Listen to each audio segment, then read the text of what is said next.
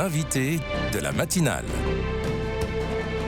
KTO Radio. Ce vendredi s'ouvre à Rome jusqu'à dimanche le Jubilé des pauvres et à cette occasion, on vous propose de revenir sur le premier texte publié par Léon XIV il y a un mois, Dilexité, sur l'amour envers les pauvres qui s'incarne dans l'amour du Christ pour les pauvres avec notre invité, le Père François Audinet. Bonjour. Bonjour. Merci d'être avec nous. Vous êtes théologien et aumônier national du Secours catholique. Alors dites-nous en deux mots pourquoi Dilexité est un texte central pour ce jubilé. Alors c'est vraiment un texte inspirant, on peut dire, qui donne la ligne dans laquelle on va vivre ce jubilé, parce que le pape Léon XIV rappelle combien l'engagement avec les plus pauvres, la rencontre des plus pauvres, le service des plus pauvres est central pour l'Église. Comme d'ailleurs il l'a redit dans son message pour cette journée, où il affirme que les pauvres ne sont pas une distraction pour l'Église, mais que la rencontre avec eux, le chemin avec eux, est au centre de la mission de l'Église. Donc on peut dire que c'est inspirant vraiment. Quel est le sens de cette pensée sur l'amour envers les pauvres qui est au cœur de Dilexité ? Alors au cœur de Dilexité, on trouve cette idée que l'amour de Dieu est un amour qui a préféré les pauvres, comme la Bible nous le montre, parce que la miséricorde de Dieu va en premier vers les personnes les plus écrasées ou les peuples les plus écrasés ou opprimés. Et donc la manière dont l'amour universel de Dieu se manifeste, c'est en allant en premier vers ceux dont l'existence est la plus difficile, vers ceux qui ont besoin d'être relevés, vers ceux qui ont besoin de liberté, etc. Le Saint-Père fait référence dès le premier paragraphe au Magnificat.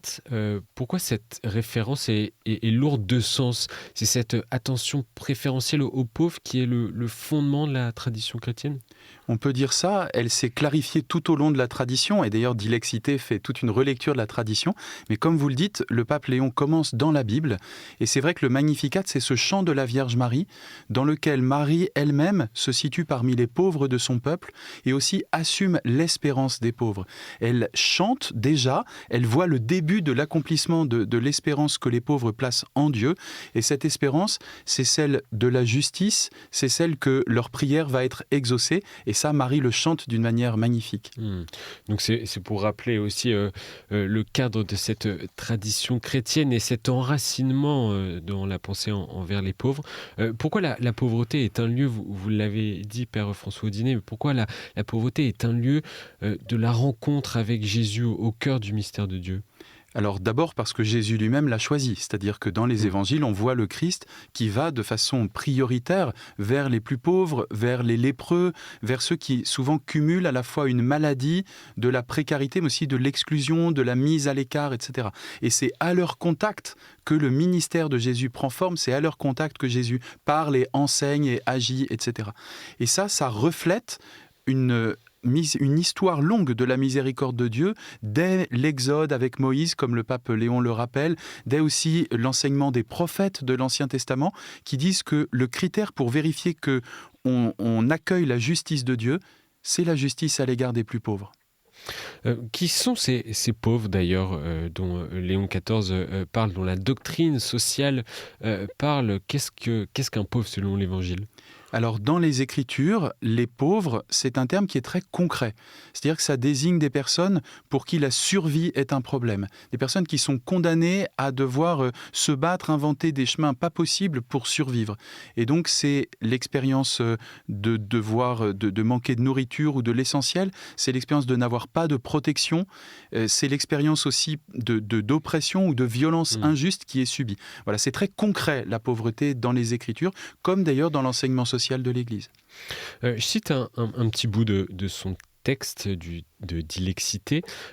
Une Église qui ne met pas de limite à l'amour, qui ne connaît pas d'ennemis à combattre, mais seulement des hommes et des femmes à aimer, et l'Église dont le monde a besoin aujourd'hui. Qu'est-ce que Léon XIV attend des catholiques ? Alors, il les attend clairement à être à la hauteur de leur tradition, à ce que nous soyons à la hauteur de notre tradition. Et donc, il rappelle cette longue tradition en montrant combien il y a des personnes différentes qui se sont engagées avec les pauvres dans cette tradition. Il y a des évêques, il y a des moines et des moniales, il y a des religieux et des religieuses, il y a des laïcs, il y a des mouvements plus politiques, d'autres plus spirituels. Bref, il y a cette diversité qui est rappelée. C'est une manière de stimuler, je pense, notre créativité. C'est-à-dire, le pape nous appelle non seulement à continuer ce très long long élan d'engagement avec les pauvres qui caractérise l'Église depuis ses commencements, mais il nous appelle à le continuer de façon créative et d'une façon appropriée à ce qu'est la précarité aujourd'hui, à ce qu'est la violence de notre monde aujourd'hui. Et qu'est-ce que cet engagement créatif, comment ça peut se matérialiser, comment ça se vit ? Alors, il y a au moins une chose que le pape montre, c'est comment notre époque a pris conscience qu'il y a un mélange de compassion à l'égard des pauvres et de combat contre les causes de la pauvreté, c'est-à-dire d'un engagement pour ce qu'il nomme lui-même la libération des pauvres. Et cette alliance entre la compassion, c'est-à-dire la proximité, l'amitié, des relations, des regards, des visages, du temps partagé, la compassion, et aussi la libération, c'est-à-dire une dimension plus politique qui fait attention aux causes de la pauvreté, aux structures mauvaises qui maintiennent des personnes, voire des peuples entiers dans la pauvreté. Cette combinaison-là, elle est sans doute quelque chose qui est propre à notre époque, que déjà Benoît XVI avait très largement mis en valeur et sur quoi François puis Léon insistent aussi. Et jusqu'où cette source doit nous conduire ? Alors je crois qu'elle nous conduit vers Dieu. C'est-à-dire que, comme le pape Léon le rappelle, dans la longue tradition chrétienne, on considère que puisque Dieu est miséricorde, puisqu'il s'approche en premier de ceux qui sont les plus écrasés, alors c'est parmi eux qu'on voit le royaume de Dieu s'approcher, c'est parmi eux qu'on voit le visage de Dieu. Autrement dit, le visage de Dieu ne tient pas seulement à des grands discours ou à des grandes prières. Bien sûr, nous avons besoin de paroles, bien sûr, nous avons besoin de prières et c'est fondamental, mais le visage de Dieu se révèle au milieu de ceux que Dieu lui-même a choisis en premier. La journée mondiale des pauvres, c'est aussi la journée nationale du secours catholique, le 3e dimanche de novembre. Comme aumônier du secours catholique, Père François Audinet, comment est-ce que cela vous nourrit personnellement également ? Alors, ce qui me nourrit, c'est que le travail, en fait, assez silencieux, le travail dans la durée de multiples équipes, de milliers d'équipes qui rencontrent les personnes, qui les accompagnent au quotidien, souvent en fait sans faire de bruit, ce travail apparaît en quelque sorte, il devient visible dans beaucoup de nos paroisses parce que cette journée, ce 3e dimanche de novembre, c'est l'occasion d'aller témoigner dans les paroisses de ce qui est vécu. C'est aussi l'occasion de solliciter la générosité des catholiques parce que en fait, on leur montre ce dont il s'agit, ce qui se passe souvent de façon silencieuse. Je crois que ça permet aussi aux paroisses de se rendre compte que dans leur mission, dans la mission des paroisses, de façon constitutive, il y a aussi le chemin avec les plus pauvres, avec la prière, avec l'annonce de la foi. Il y a la charité, la diaconie, comme le disait le pape Benoît XVI. Cet engagement. Un mot sur Dilexité et sa dimension également politique dans cette exhortation. Le Saint-Père entend, je le cite, dénoncer la dictature d'une économie qui tue. Qu'est-ce que condamne Léon XIV ici ? Ce qu'il condamne en premier, je crois, c'est notre capacité à ne pas voir les pauvres.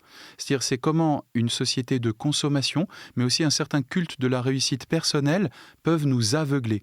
Au point qu'on rencontre parfois des catholiques qui disent « mais moi je ne connais pas de pauvres ». Alors qu'en fait, on en connaît, on en croise, il y en a et souvent très près de nous, mais quelle attention leur accordons-nous ? Et le pape est assez rude quant à notre capacité à devenir une sorte de minorité heureuse, ce sont ces mots, c'est-à-dire à ne plus voir la réalité de la souffrance, de la précarité ou de la misère. Et c'est là où il y a une dimension politique aussi avec des propos percutants. Dénoncer une économie qui tue, c'est des mots assez forts. Tout à fait, c'est-à-dire que le pape qui voit à l'échelle mondiale, c'est son ministère de successeur de Pierre, il voit combien il y a des circuits économiques à l'échelle planétaire, dont souvent d'ailleurs nous profitons dans les pays européens, et des circuits économiques qui passent par des conditions de travail tout à fait indignes pour des enfants, avec des salaires pas possibles, des conditions de sécurité pas possibles, etc. Et donc il a conscience que notre économie telle qu'elle est, en fait, elle écrase une partie importante de la population de la planète. Et il y a une minorité qui ne le voit pas, mais qui en profite plutôt bien. Et donc c'est vrai qu'il y a un cri d'alarme du pape assez fort, qui d'ailleurs là-dessus vraiment prend la suite de ses prédécesseurs, au moins depuis Jean-Paul II. Transition toute trouvée avec ce lien qu'il peut y avoir avec la réflexion des magistères. On a eu Dilexitnos signé par François sur l'amour humain et divin du cœur de Jésus. On a désormais Dilexité signé par Léon. Quelle est la continuité entre ces deux textes ? Alors la continuité, elle est d'abord du rédacteur, c'est-à-dire le pape Léon dit lui-même que Dilexité, qui est son premier grand texte, c'est un texte qui avait été préparé par François et qui est une sorte d'héritage que François laisse à son successeur, mais que Léon XIV assume et assume aussi avec ses accents propres. Donc là, il y a une forme de continuité. L'autre continuité, c'est que Benoît XVI, François, Léon, et j'insiste pour nommer Benoît XVI, c'est-à-dire contrairement à ce qu'on croit, le rappel que les papes adressent aux catholiques de faire attention aux plus pauvres, le rappel surtout que cette attention aux plus pauvres, elle est constitutive de ce qu'est l'Église, il ne revient pas à François, en fait il revient à Benoît XVI, dès lui-même sa première encyclique, son premier grand texte, qui s'appelait Deus Caritas Est, Dieu est amour, où Benoît XVI disait « L'Église, elle tient sur 3 piliers, le témoignage rendu à la foi, la prière et la liturgie, et la diaconie, la charité organisée dans l'Église. » Et il disait « Si un des 3 piliers manque, l'Église n'est plus elle-même. » Et est-ce qu'on y retrouve également dans ce texte Dilexité l'expérience missionnaire auprès des plus pauvres de ces 2 papes, François et Léon ? Alors c'est vrai que François et Léon ont en commun, outre le fait d'avoir travaillé ensemble à Rome, d'avoir été tous les 2 en Amérique latine, puisque François est argentin et le pape Léon a été missionnaire au Pérou.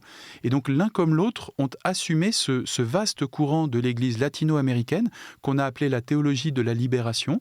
François assumait la théologie du peuple, qui en était la manière argentine de la vivre, et Léon XIV, dans Dilexité, relie la théologie de la libération en montrant combien, en fait, elle a rappelé l'Église à une de ses vocations fondamentales, qui est de faire attention à la libération concrète des plus pauvres, et donc de faire attention à ce que le salut que nous annonçons, la bonne nouvelle que Dieu nous sauve, si elle ne s'incarne pas dans la chair même des plus pauvres, alors elle court le risque d'être vide de contenu.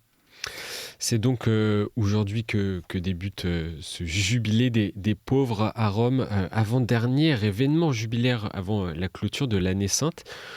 Qu'est-ce que les chrétiens devront garder de cette année jubilaire et en particulier de ce jubilé des pauvres selon vous ?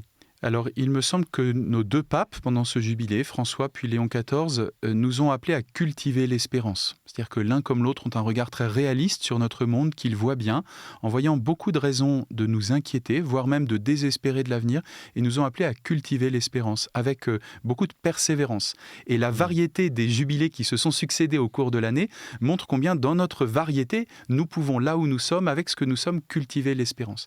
Et précisément, l'accent de cette journée mondiale des pauvres, il a déjà été donné par le pape Léon dans son message qui prépare cette journée, et c'est de dire que les pauvres qui sont confrontés au pire de notre humanité sont justement ceux qui nous appellent à ne pas désespérer, mais aussi ceux qui nous rappellent que ce n'est pas dans la puissance de l'argent, ce n'est pas dans la puissance de la réussite que se trouve notre espérance, mais en Dieu et en sa justice.